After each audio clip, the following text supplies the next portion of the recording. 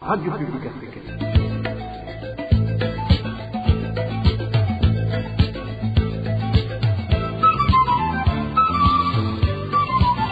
Radio Publique Africaine.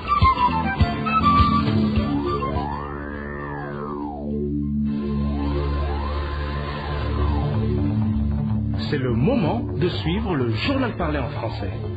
À la présentation, Eloge Diva, Lemesha. Merci d'écouter la Radio Publique Africaine. Bonsoir et bienvenue dans le journal de ce 16 février 2025, dont voici les grands titres. Il s'observe plusieurs mouvements d'entrée des Congolais sur le territoire burundais qui fuient des combats qui se déroulent en République démocratique du Congo, en province de Cibitoke. Des sources locales nous ont signalé que jusque dans l'après-midi de ce samedi, ils sont remarqués déjà un effectif de plus de 200 personnes venues de la RDC. Et puis le gouverneur de la province de Rutana est accusé de mauvaise gestion par ces sujets. Ces derniers lui accusent d'utiliser le véhicule de travail dans des affaires privées. Vous aurez plus de détails dans ce journal. Et enfin, dans ce journal, nous allons également vous parler du vaccin anti-paludique qui va être bientôt utilisé pour vacciner les enfants au niveau des districts sanitaires de tout le pays. Voilà pour les titres. Le développement, c'est dans quelques instants. Oh, bonsoir, je vous le disais en titre, les mouvements d'entrée des Congolais se remarquent beaucoup ces derniers jours au niveau des frontières burundo-congolaises en province de Cibitoke. Des sources signalent que jusque dans l'après-midi de ce samedi, il s'observait plusieurs Congolais qui révélaient avoir fui l'insécurité grandissante qui règne dans leur pays. Walter Kwizera nous fait le point.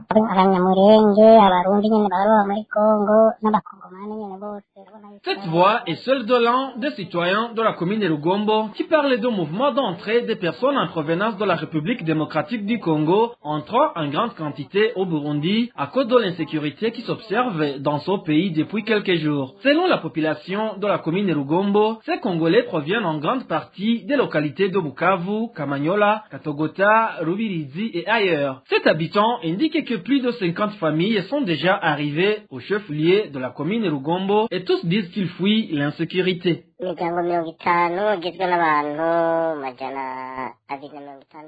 50 familles constituées par 262 familles constituent l'effectif des personnes en provenance de la République démocratique du Congo qui sont déjà arrivées au chef-lieu de la commune Rugombo. Ces personnes ont été accueillies par la police et les Imbonerakure. La plupart de ces personnes sont venues des localités comme Kamanyola, Katukuta, Luvungi, Gwegera et ailleurs. Ces personnes nous ont dit qu'ils ont fui à cause de l'insécurité. En effet, au départ, il y a 2 militaires qui sont revenus des combats et qui étaient poursuivis par leurs adversaires. Une fois arrivés dans leur quartier en RDC, ces militaires ont commencé à tirer des coups de feu. Et comme ces militaires étaient en train de fuir, ces populations ont fui par la suite.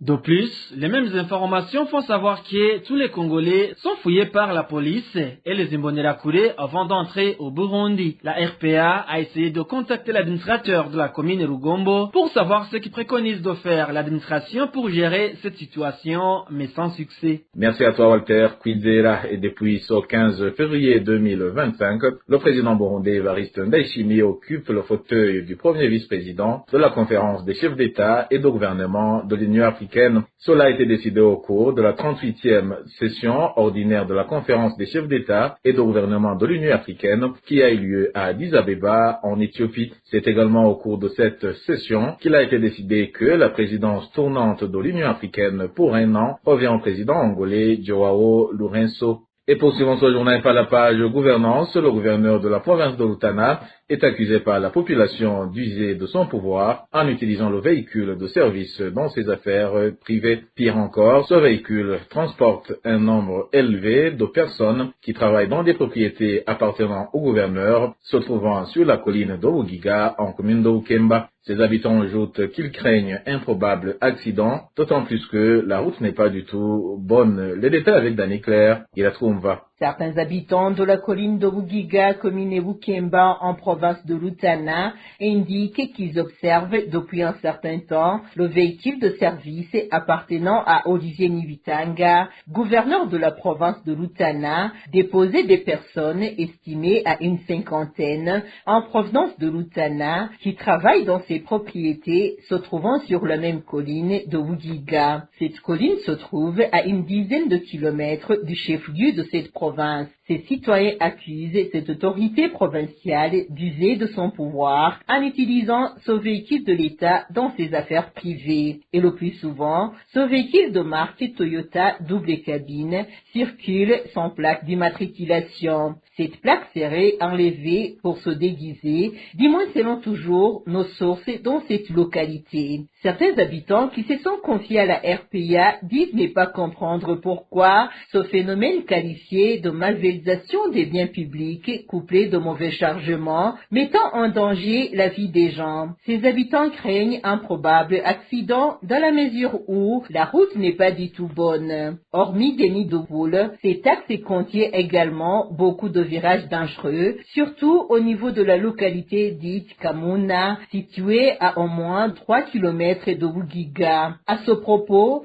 la rédaction de la RPA a contacté Olivier Nivitanga, gouverneur de la province de Rutana. Il a raccroché son téléphone portable juste après avoir entendu la question. Et quant à Charles Bondo, commissaire provincial de la police à Rutana, lui nous a signifié qu'il n'est pas au courant de la situation. Page santé à présent, alors que la région d'Okagera, située en Tanzanie et frontalière de la province burundaise de Muyinga, a déjà enregistré des cas du virus de Marburg, un fait ayant d'ailleurs poussé le ministère de la Santé publique du Burundi à demander il y a 3 semaines aux citoyens burundais de respecter les mesures de prévention. Ces dernières ne semblaient pas être bien appliquées. Selon des sources de la RPA en province de Muyinga, le respect des mesures barrières est toujours négligé. Rémi Delagakura nous en dit plus. À la frontière d'Okobero, principal point d'entrée entre la Tanzanie et le Burundi, les autorités ont mis en place des dispositifs stricts de contrôle sanitaire. Toute personne entrant au Burundi par ce poste doit se soumettre aux mesures barrières imposées par l'équipe d'intervention rapide, en fait de limiter tout risque de propagation du virus hémorragique, contrôle de la température, lavage des mains et port du masque sont exigés en fait de limiter tout risque de propagation du virus hémorragique. Pourtant, à quelques kilomètres de là, à Muyinga, l'atmosphère est tout autre. Ici, aucune mesure visible n'est en vigueur. Les habitants vaquent à leur occupation quotidienne sans contrainte particulière. La seule mesure déjà mise en place est le contrôle fait au niveau de la frontière d'Okobero. Il y a une équipe d'intervention rapide ou de surveillance chargée de faire des tests de dépistage à tous ceux qui entrent au pays. Sinon, ici à l'intérieur de Muyinga, aucune mesure de prévention n'est respectée. À titre de rappel, en date du 23 janvier 2025, le ministre de la Santé publique a publié un communiqué concernant la menace du virus Marburg, récemment déclaré en Tanzanie, pays voisin du Burundi. Ce communiqué précisait également les mesures et les préoccupations à prendre pour se protéger contre cette infection. Et toujours en page santé, les enfants de 6 à 11 mois de 9 districts sanitaires seront très prochainement vaccinés contre le paludisme. Ce vaccin anti-paludique est arrivé au pays depuis la fin du mois de janvier de cette année. Le point avec Eric Nyonzima. Ce vaccin antipaludique qui va être donné aux enfants de 6 à 11 mois est appelé Mosquirix. Il a été emmené au Burundi en date du 29 janvier cette année et les doses déjà disponibles sont conservées dans des stocks du programme élargi de vaccination PV en sigle. Notre source 11 du ministère de la Santé et de la lutte contre le sida fait savoir que ce vaccin sera en premier état donné dans 9 districts sanitaires les plus menacés par le paludisme. Les 9 districts sanitaires concernés sont ceux de Bubanza, Changuzo, Cibitoke, Karusi, Kirundo, Muyinga, Ngozi, Rutana et Ruyigi. Les autres districts sanitaires en bénéficieront au fur et à mesure que le gouvernement obtiendra d'autres quantités de vaccins, comme l'indique notre source. La même source fait savoir que les prestataires de soins et les agents communautaires au sein de ces districts ont déjà débuter les formations pour bien utiliser ce vaccin. Ce dernier sera également inclus dans le calendrier vaccinal de routine lorsqu'il sera distribué dans tous les districts. Les enfants ciblés recevront 4 injections à 6 mois, 7, 9 et 11 mois. Vous saurez que le Burundi est parmi les 13 pays du continent africain qui ont déjà bénéficié ce vaccin antipallidique pour les enfants. Le financement a été donné par l'organisation Gavi. Il est prévu que ce vaccin antipallidique va commencer à être utilisé par le ministère de la Santé et de la lutte contre le sida au mois de mars. La problématique de la pénurie du sucre hante toujours les habitants de la mairie de Bujumbura. Ceux qui se sont entretenus avec la RPA, parmi ces habitants, révèlent que le sucre produit par la société sucrière du Mosso, Sosumo en sigle, est devenu une denrée très rare et que le sucre importé se vend à des prix exorbitants, une situation qui fait que la plupart des citoyens n'ont pas de moyens pour s'en procurer. Plus de détails avec Clovis Nyonzima. Cela fait un bout de temps que les Burundais font face au manque de sucre, que la plupart d'entre eux ont presque oublié son existence. Les citadins de la ville de Bujumbura, qui se sont entretenus avec la RPA, font savoir que cette pénurie du sucre s'est aggravée avec l'augmentation du prix d'un kilo de sucre de 3 300 francs à 8 000 francs bout. Le sucre se vendait à 3 300 francs, mais ils ont augmenté son prix à 8 000 francs sans aucune explication. Quand les citoyens se sont insurgés contre cette augmentation, le prix du sucre a été revu à la baisse, mais depuis ce jour, le sucre de la Sosumo n'est plus disponible. Même si le prix du sucre a été réduit jusqu'à 6 000 francs, ses habitants indiquent que la quantité de sucre qu'ils recevaient auparavant dans les quartiers respectifs a beaucoup diminué, car au lieu de donner 90 sacs de sucre pour chaque quartier, actuellement chaque quartier ne reçoit que 36 sacs de sucre. Cependant, même les 36 sacs ne sont pas tous distribués aux habitants, puisque plusieurs sacs sont cachés, ce qui amplifie la pénurie du sucre. Avant, ils distribuaient 90 sacs de sucre dans chaque quartier. À présent, on donne 36 sacs de sucre de la Sosumo à chaque quartier. Mais seulement 5 sacs sont distribués à la population et ce n'est pas tout le monde qui est au courant de cette distribution. Car auparavant, chaque ménage recevait du sucre, mais depuis l'augmentation de son prix, les citoyens ne savent plus comment la distribution se déroule. Puisque ces sacs de sucre qui devraient être distribués à la population à bas prix sont gardés en cachette, ceux qui les cachent les revendent à de prix exorbitants, ce qui place d'ailleurs les habitants de la ville de Bujumbura dans l'impossibilité d'acheter du sucre à 9 000 francs le kilogramme, étant donné qu'ils sont dans la pauvreté, déplore notre source. Seuls les 5 sacs de sucre sont partagés entre la population et les 31 sacs restants sont cachés pour être vendus à 9 000 francs par kilo. Avec les faibles revenus de la population, personne ne peut acheter le sucre à ce prix, sauf peut-être les familles qui ont une personne malade. C'est pourquoi beaucoup de familles ont abandonné le sucre.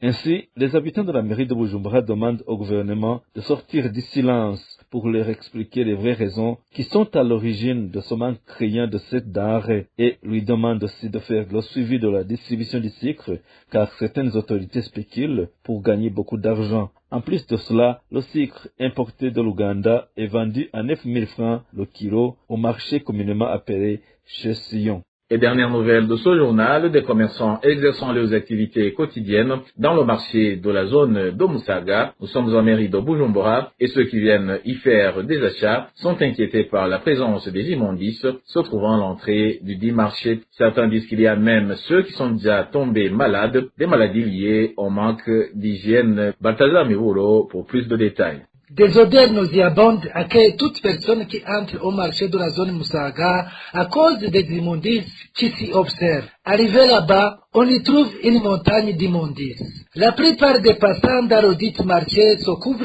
le nez suite à ces odeurs. Les immondices à l'entrée sont nombreuses au point que l'entrée n'est plus fonctionnelle. Les gens ne peuvent plus y passer ou même sortir de cette entrée. Imaginez-vous une entrée qui était réservée pour les véhicules de secours cas de feu, mais qu'actuellement même 2 personnes ne peuvent traverser à cause de ces immondices. Notre source révèle que les maladies liées au manque d'hygiène ont commencé à se faire remarquer. De plus, certains commerçants qui avaient des stands tout près du dépotoir de ces immondices ont fini par quitter les lieux. D'où ils se remettent qu'ils ne comprennent pas où vont les taxes dont ils sont obligés de payer. Certains souffrent déjà des grippes et d'autres maladies. Même celui qui essaie d'exercer pour avoir la ration journalière, il ne peut pas avoir des clients. Pire encore, nous payons des taxes tous les jours. Nous demandons si la mairie de Bujumbura n'est pas au courant de ça. Les déchets s'entassent chaque jour. Même les habitants des environs et tous ceux qui vendent du lait ont dû se déplacer. C'est une honte. Ces commerçants du marché de Musaga demandent aux autorités administratives de trouver une solution à cette problématique. La rédaction de la RPA n'a pas réussi à joindre le chef de la zone Musaga, Manyusi Nyokindi, pour recueillir sa réaction. Et voilà, chers auditeurs de la radio publique africaine, c'est par son reportage de Balthazar Miburo que le journal de ce 16 février 2025 se termine. Merci pour votre écoute et je remercie également mes collègues de la rédaction et ceux de la technique pour leur parfaite collaboration. Au micro, vous étiez avec Éloge Divin Remesha. Je vous souhaite une bonne fin de week-end.